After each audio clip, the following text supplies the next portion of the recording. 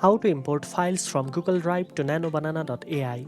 First of all, open your preferred web browser and navigate to the NanoBanana.ai website. Make sure you are logged into your account to access all the editing tools.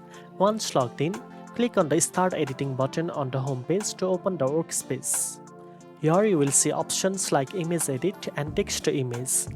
Next, click on the Add Image button to upload media.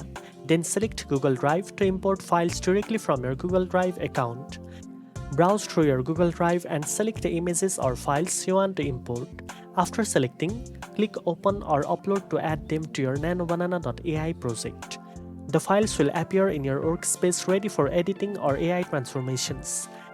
You can use NanoBanana.ai's tools and the main prompt feature to edit, enhance or transform the imported files exactly the way you want for your project.